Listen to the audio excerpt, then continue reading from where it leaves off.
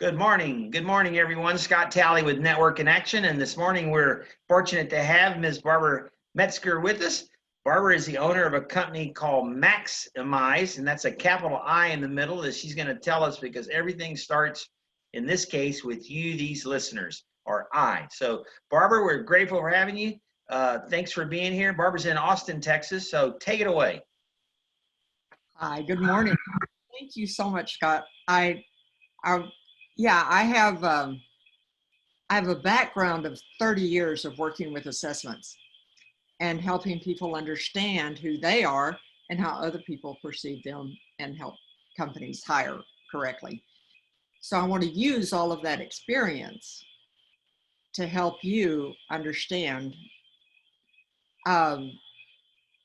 what's going on with the fear according to the behavior styles and how to specifically for you, how to work out some of that stress.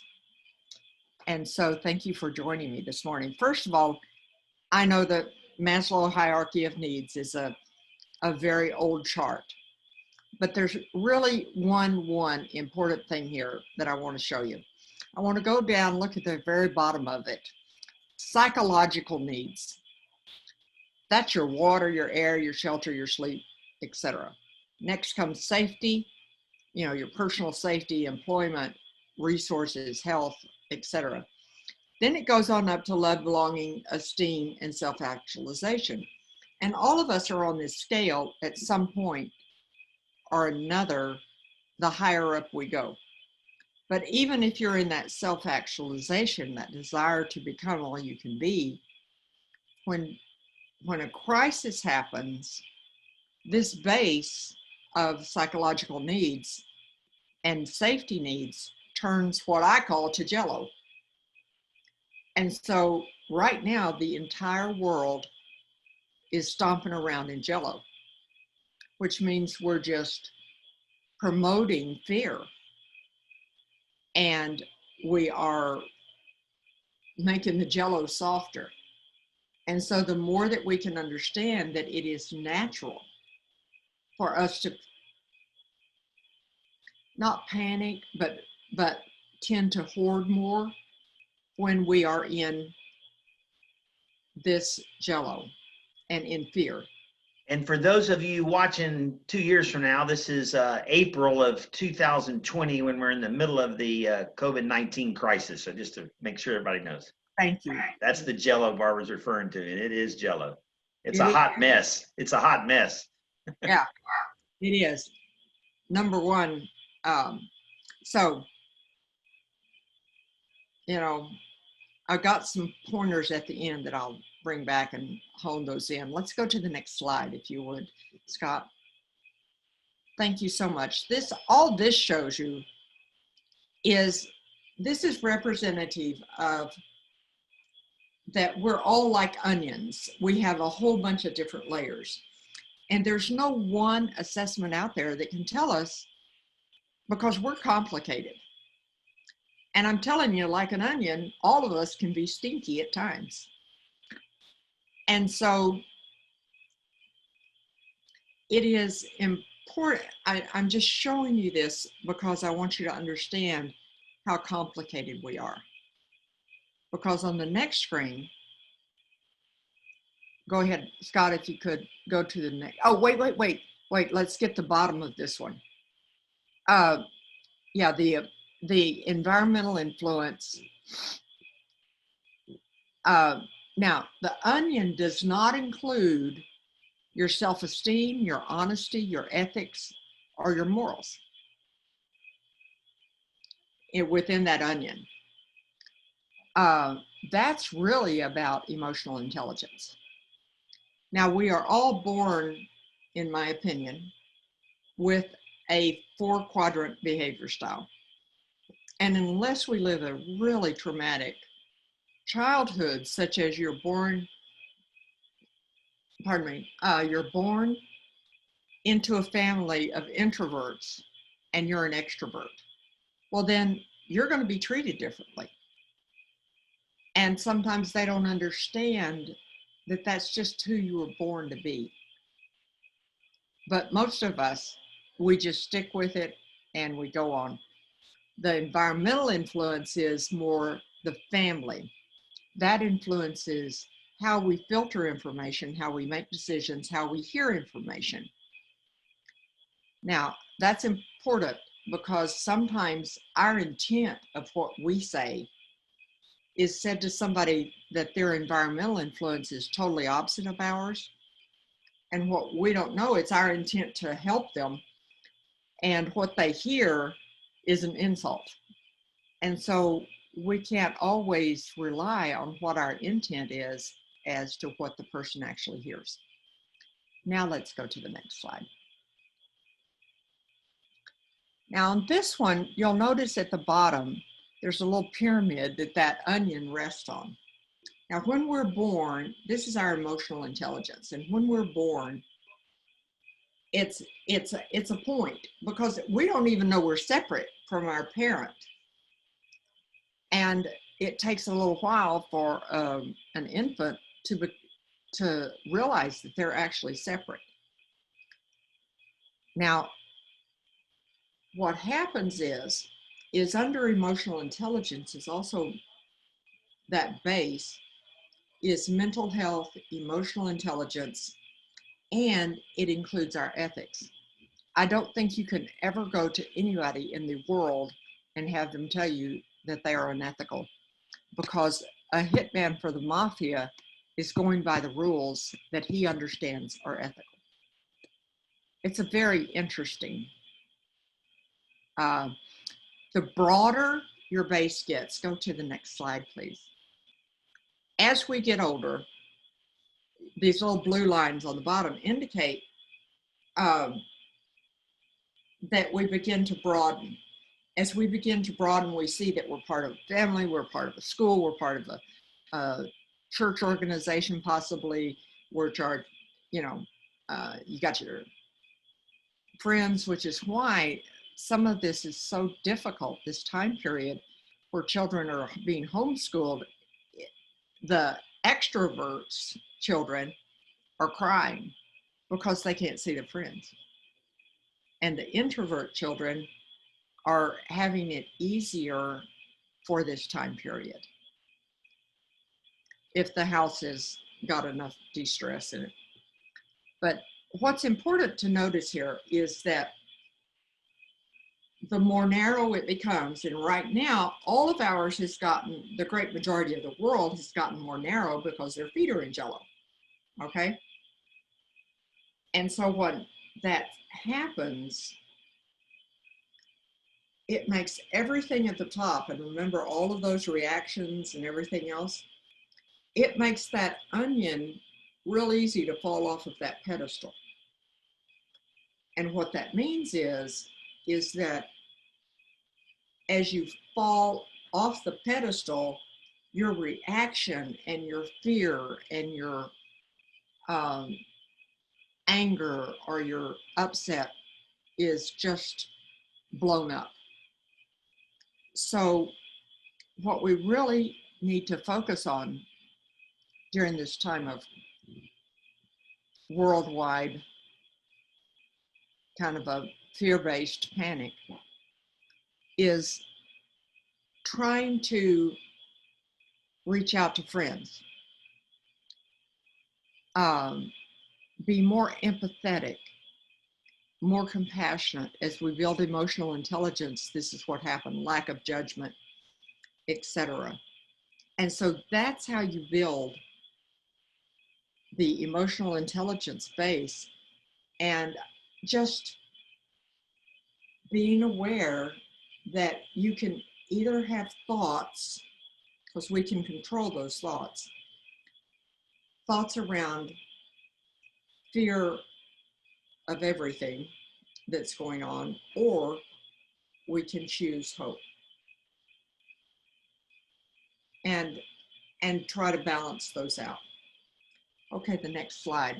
The next slide is really the important part because it's talking to you about the 4 behavior styles. Yeah, I'll just roll them a little bit. Now, some of these behavior styles, there's just doer and talker. supporter controller, DISC. When it was written or created by Marsden in 1928, and it goes all the way back to Socrates. 4 behavior styles goes all the way back to Socrates. They've been called animal names, they've been called colors, they've been called DISC, they've been called multiple things, but basically all 4 are just the 4 quadrants. And I'm just going to do it by the DISC. You can do it by whatever colors or other things that you know. Okay, the D, the doer. This is the hard charger, results-oriented, problem solver. The higher the D on the scale, the shorter the fuse. And if you notice, I put in here, what did they fear the most? Because remember, when that base, that triangle base gets walked with, these fears are going to be intensified. And the D hates being taken advantage of. And that can look something as simple as when you're ordering from Costco and it says a 2-day delivery and it takes 6 days to get here. That cannot feel good because they're out of control. Now, this is the general overall description of a D. It doesn't mean that it can't be modified by those motivation factors and those filters. Next, on reading styles, and the reading I put reading styles in there was if you want to help your clients reduce stress or get your message across, you use these types of reading styles with the different behavior styles. And doers are not going to read long paragraphs. They're just not. They look at something that's even a medium-sized paragraph and they won't read it. So if you want particular words in there for them to see, just highlight a word or highlight a little sentence. Now, how they get rid of stress is they need physical activity and they need exercise. And so if they can't go to the gym right now, get out there and walk outside. Get out there and do something inside that's physical, because that's how they reduce their stress. And it's really, really important to put that element in there. Now, know that of the 4 behavior styles, only 5% of the population has just got one style above the line. The great majority of us, 95% of us, have got 2 or 3. Well, 94% of us, because you got 1 or 2% that have 4 above the line or 4 below the line. And all that indicates to me, and I'm talking about a midline on a graph that you can't see, and so please just bear with me here. And so what that means is that they are really, really stressed, because under normal circumstances, we all have 1, 2, or 3. Now, if you notice right here on that white part, that it also says that they may be poor listeners, because I put descriptors and on there. And now when they blow a fuse on the D's, they say exactly what is on their mind, and then they're over it. And they don't understand why you harbor that they really hurt your feelings, or that they made you angry, or etc. Now, let's talk about a talker. Now, if you hadn't figured it out, I'm a talker because I use my hands to talk with. And people that you see driving, they're, talking like this or whatever, those are talkers. They're also called influencers, also I's, but they're very people-oriented. Whereas the D's were problem-oriented, the talker is people-oriented. Now, both of these styles, both the D and the I, they talk louder, they speak louder. And that's the easiest way to identify them. And they talk a lot. And high I's also like to wear bright colors. They use their hands, like I said, when they're talking. But both of them, both the D and the I, can be poor listeners if they don't have, depends on where their S and C is. Now on them, the talker has a driving need to be liked. And this will go with them all their life. And they have an automatic, they generally are optimistic, and they are generally easy to be around unless they talk incessantly about themselves. But the talkers also automatically trust. The people that are low in the I, they automatically distrust. Now, the talker is going to assume that you trust them too. And the non-truster is going to assume that you don't trust them either. So it's a communication type thing. Once you have earned a talker's distrust, you don't get it back. Once you've earned trust from a non-talker, it usually is there for life. So how do they read? They like bullet points. They like something quick because they too are those poor listeners and detail-oriented people. But how they get rid of their stress is talking. Now, what I mean by talking through their problem, talking it through, because in hearing their own voice, a lot of times they can solve the problem, or they can refocus their direction, etc. So talking is highly important. And if you've got any friends that use their hands, be sure and start calling them, because they need to hear from you. They really enjoy, and it picks them up and it makes things lighter for them. And so start calling all those people that are talkers that are your friends, okay? Now the next one is supporter. Supporter it's about pace.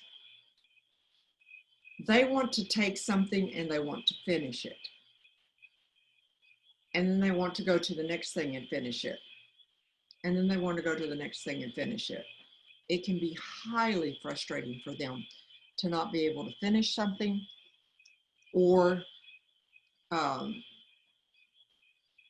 to have people interrupt them. Like a high D would come into a supporter and say, you know, this is just going to take 5 minutes. Can you do it right now? Now, the supporter, or the S, the pace, is the highest, or the most frequent behavior style to be high. And if you notice, what they fear is change. And of course, right now, it really, really has them stressed. And they read in paragraph form, and they write in paragraph form. And so, you know, you can put great detail in stuff that they are going to read. They want to be able to do something right the first time. The D, it's called, tell me what you want, tell me the results you want, and then get out of my way. Whereas the S, or that supporter, what they need is that they need someone to tell them exactly what they want done in detail so that they can do it right the first time. And with change, and I got to tell you, most S's over the last 30 years will say that they're okay with change. And then I start asking questions, and it turns out they have to think it through a long time. You know, I'll give you a great example. My mother was a high S. She had lived in the house for over 15 years, and the water heater broke when she was out, and it flooded the house. And she had that celery green and lighter green shag carpet throughout the house. She was so distressed because they didn't make that exact same carpet again. And I got tickled about that because it falls within not liking the change. Now, she eventually liked what she got, but it was a process. Now, what do they need to do to relieve stress? It's called do nothing. Now, for some people, that means sitting and knitting. For some people, it means sitting and reading. For some people, it means sitting and vegging out in front of the TV. It really makes no difference as long as they feel like that they're totally doing nothing, or that they are, that in some of the other motivators may affect that. But what it means is that they need time just to have time. And I highly recommend hot baths, bubble baths. Yeah, you guys too. Hot tubs work too. You know, you need in warm water where you feel, I don't know what it does, but I can tell you it is a stress reliever for those high S's. Whoops, did we lose the screen? So if we could go to the, let's see, I lost the screen in front of me, sorry. It's still up here. Okay. I love this. Got it? Okay. Yeah. Sorry. Right. C is the last one. One other thing I wanted to say about supporters first. Notice that they are very good listeners. And when I say they may have their clothes for a long time, they may wear the same clothes for 20 years. They may wear something that's 30 years old. It's a very interesting, and they may, you know, it's because they're comfortable with it, and there ain't no reason to change. So I think it's a great example of the change type stuff. Controller, or the C. The C is about compliance to procedures and processes. And they're the engineers. They're the CPAs. In fact, one group, this is back in the 90s, one group sent a software engineer, okay, which is usually a high C. But this guy was a high D. And his friends sent him to this class because they wanted him to learn how to communicate. Because they could communicate easily with each other. Now both the S and the C have a tendency to talk softer when you first meet them. And it's not unusual for this high C to also cross their arms. Now, that isn't necessarily shutting you out, but no, it's somebody that probably has an I that's low, that doesn't trust right at first, but that their arms crossed feels protective of themselves, and they will frequently do that, especially when they're learning something new, or they're talking to an emotional person, because the high C is really, and the high S, they don't choose to show their emotions. And that can be very confusing for that talker that shows their emotions are on their sleeve, you know? And the procedures, they want to do it right the first time, because if you notice, what they fear is they fear mistakes. And so they don't want to make mistakes. And this is a time period where there's uncharted waters on mistakes. And so it can be debilitating for that C. They will read both paragraph and they really like support data, because they want to know all the facts before they make a decision so they don't make a mistake. So you need to give them more information. It needs to be analytical, unemotional, and answering as many questions as you can, because neither the S nor the C make quick decisions. The I's and the D's make very fast decisions.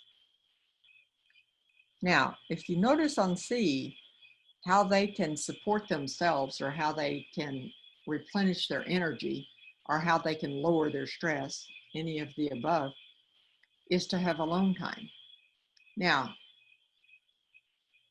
it is very, very, very common that the thing that we are the lowest in on the behavior style, we choose partners that are on the opposite end of that same behavior style.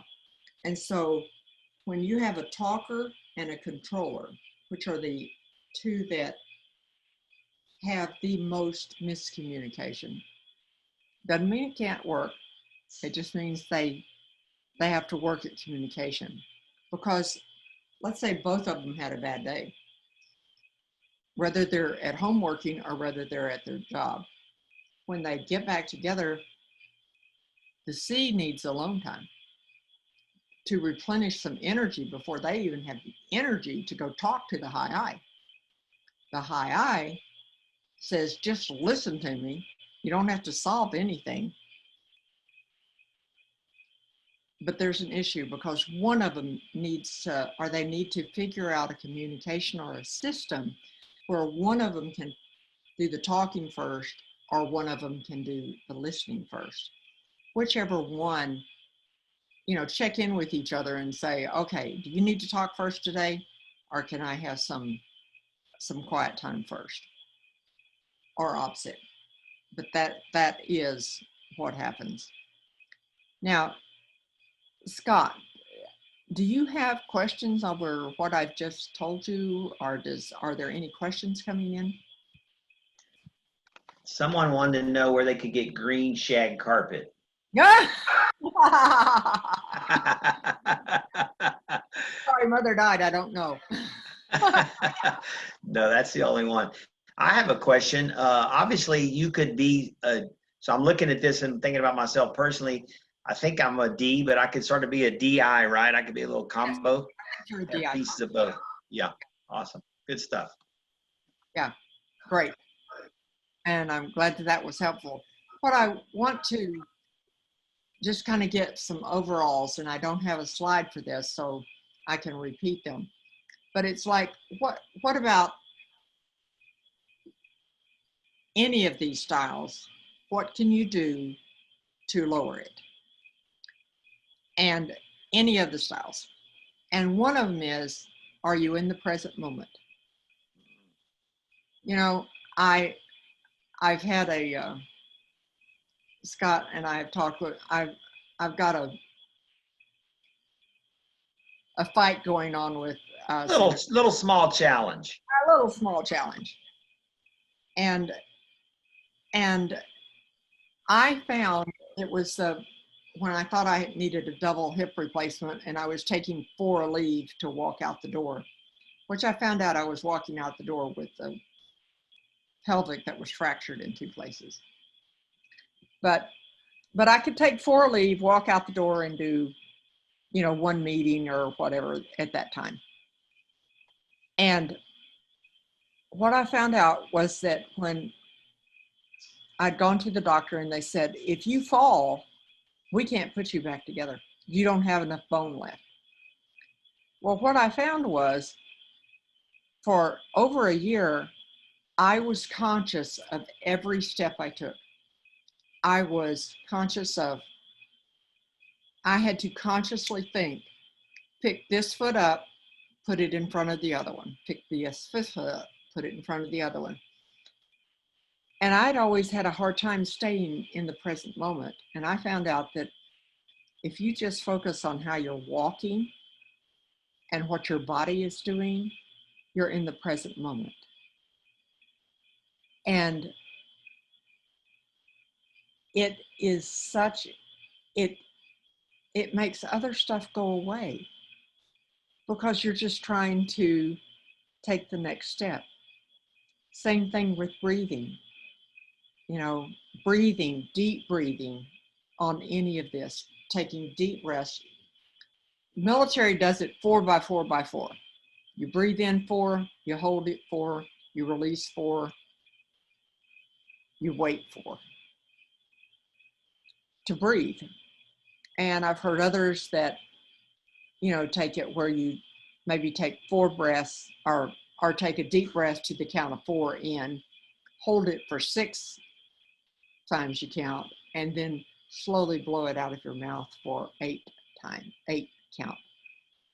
Any of those breathing techniques, try them. They keep you in the present moment and they reduce stress.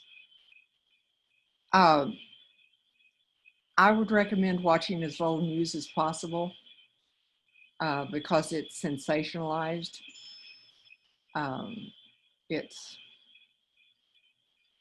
It can take you out of the present moment and into the future and worrying about the future.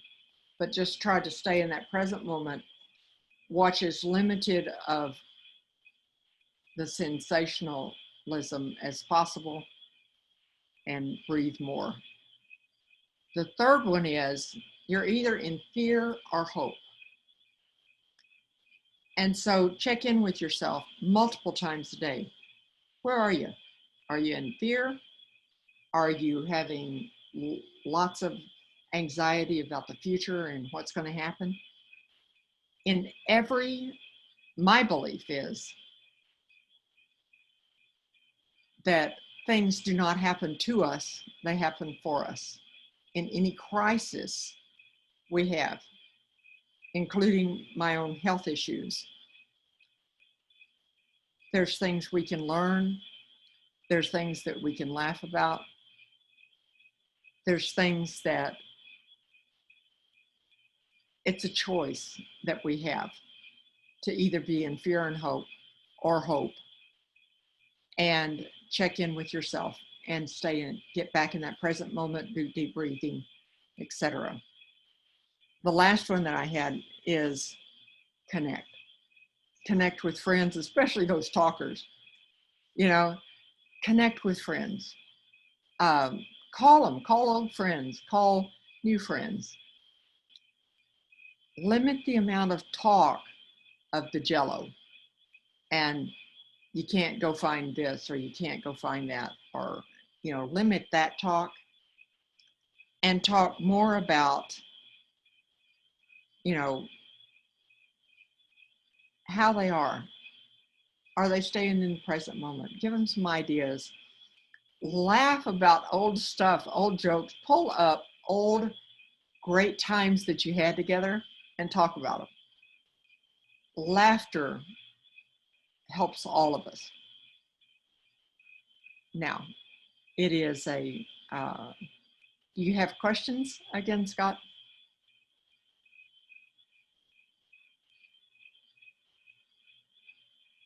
Did I lose you, Scott? Maybe not. Yeah, there's my.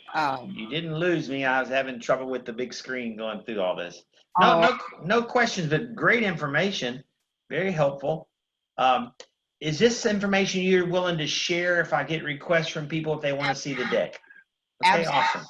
awesome. Okay, well, we have a few. Send it out. Yeah.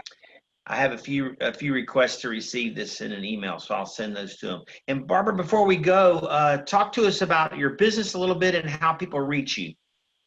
Well, the my cell number is the easiest way to reach me. And sometimes if I don't recognize the number, you need to text me first and say, hey, I'm thus and such, because my phone doesn't ring if it doesn't recognize the number. Right. And Because that's the 512-704-3400. yes, sir. And do you have a typical industry you work with more often, or size business, any size business, any industry? Side business, I help people with this hope. I help people grow their emotional intelligence, and I help coach them. And I always use all of my assessments as that core base to start with, so that I know who they are and I know how more specifically to help them with their coaching or mentoring. Very cool. Well, this has been great information. Thank you for being so willing to share so much of it with our audience. I want to tell everybody, Barbara and I have another session lined up coming in a few weeks, so stay by and stay tuned for that. It's going to give you a lot of insight about how you might want to reevaluate your life and live your life. So I'm looking forward to that, Barbara. You keep me posted on when you're ready for that, and we will talk to you soon. Thank you so much. Thank you, Scott, and thank you everyone for listening. Have a great day. Bye-bye.